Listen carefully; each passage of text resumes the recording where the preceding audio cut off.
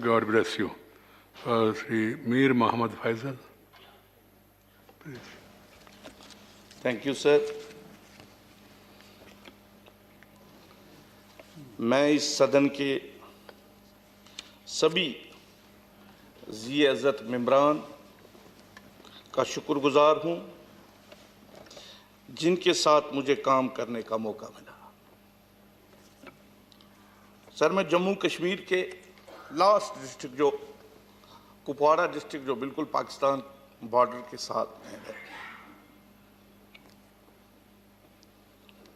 मैंने अपनी शुरुआत सर म्यूनिसिपल कमेटी के वार्ड मेंबर से शुरू किया सर। इलेक्शन लड़ा है सर। वो इलेक्शन भी जैसे कल हमारे प्रधानमंत्री जी ने कहा कि हमने वहाँ पे डीडीसी का इलेक्शन आज वहाँ 70 साल के बाद हुए, तब वो 27 साल के बाद हुआ था सर। उसके बाद मैं उस म्यूनिसिपल कमेटी का चेयरमैन बना, लेकिन कभी ये नहीं सोचा था कि मैं इस राज्यसभा में पहुँचूंगा। म्यूनिसिपल कमेटी से मैं जब निकला तो मुझे मुफ्ती साहब ने कहा कि आप इस छोटा सा शहर है सर, अब थोड़ा जो आसपास के गांव हैं उनमें भी जाया करो। तो कम से कम 8-10 साल में हर गांव में गया सर, क्योंकि हम मेन स्ट्रीम में थे सर। तो 2014 में मैं जम्मू में था तो मुझे अचानक कॉल आई महबूबा जी की कि आप जाओ उधर, वहाँ असेंबली में सेक्रेटरी है मोहम्मद रमज़ान साहब, आपको हमने राज्यसभा में भेजना है। तो मैं गया सर। पहले मुझे लगा पता नहीं ये फ़ोन ये क्या सही है, तो मैंने किसी को बोला यार ये देखो ये कॉल जो आई है क्या ये सच है कि मैं सपना देख रहा हूँ। तो बहरहाल उन्होंने मुझे भेजा सर। तो मुफ्ती साहब ने हमें बुला के लिया। मुफ्ती साहब ने कहा कि आपको मैं राज्यसभा में इसलिए भेज रहा हूँ, हमारा जो मुल्क है बहुत बड़ा है, महान है। वहाँ जब आप जाओगे, जिस सदन में मैं आपको भेज रहा हूँ, वहाँ इस मुल्क की क्रीम है, उनसे आप कुछ सीखोगे और वो सीख के आप फिर यहाँ पे अपने लोगों के, आप नौजवान हो, आके फिर यहाँ अपने मुल्क के बारे में अपने लोगों को बताओगे, यहाँ के नौजवानों को बताओगे। राज्यसभा में काम करना एक बहुत बड़ा तजुर्बा था। इसमें बहुत कुछ सीखने को मिला, बहुत कुछ सहना पड़ा। अपने मुल्क और रियासत के मसाइल को उबारने की भरपूर कोशिश की।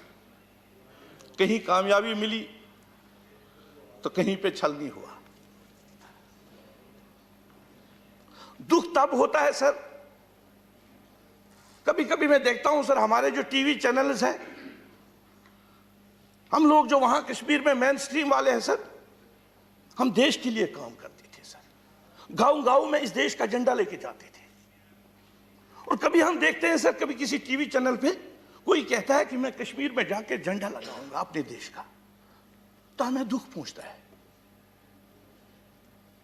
जब सेपरेटिस्ट वहां कॉल देते थे बाइकआउट की, हम लोग निकलते थे, लोगों को निकालते थे। भाई रास्ता ये है, रास्ता वो नहीं है।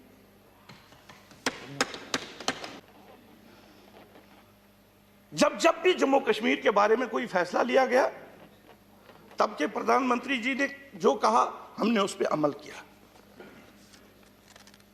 अभी हमारे प्रधानमंत्री जी ने आज इलेक्शन का कहा, वहां लोग निकले, जो हुआ वो कहना चाहिए सर। मैंने देखा है सर, जो उज्ज्वला स्कीम है या बाकी स्कीम है, मैं जब म्यूनिसिपल कमेटी का चेयरमैन था, हमें साल में 5 लाख रुपया मिलता था। आज हमारे जो लोग हैं, मैं जब उनसे पूछता हूं, वो कहते हैं कि हमें 14th FC में 5 करोड़ मिले। जो हुआ वो कहना चाहिए सर। इसी तरह गैस का सर, कल तक हमारी जो लेडीज थी वो जंगल से लकड़ी लाती थी जो ऊपर गांव में है, आज उनके घरों में भी गैस है। जो काम हुआ वो कहना चाहिए सर। लेकिन जहां हमें ये लगता है कि जब हमारे ऊपर भी कहीं पे खासकर इन मामलों में उंगली उठती है, तो वहां दुख होता है सर। इसलिए मैंने कहा सर, अपने मुल्क और रियासत के मसाइल को उबारने की भरपूर कोशिश की। कहीं कामयाबी मिली तो कहीं पे चल नहीं हुआ, लेकिन ये सिलसिला चलता रहेगा। अपने अवाम और मुल्क के हुकूक की जदोजहद जारी रखूंगा सर। मैं इस मौके पर सरकार, खुसूसन अपने प्रधानमंत्री, अपने होम मिनिस्टर साहब से अपील करूंगा, जम्मू कश्मीर के अवाम के साथ इंसाफ करते हुए रियासत का दर्जा और जो स्पेशल स्टेटस जो था वो वापस करें। इससे जम्मू व कश्मीरियों का मुल्क पर भरोसा मजबूत होगा, मजीद मजबूत होगा, और ये मुल्क तरक्की की राह पर गामजन होगा। मैं 6 साल यहाँ पे रहा सर। आपकी वसादत से मैं कनाडा भी गया सर, लंदन भी गया। आपने मौका दिया, मैंने कभी ये सोचता भी नहीं कि मैं भी वहाँ जाऊँगा सर। कुछ साथी यहाँ पे साथ में थे,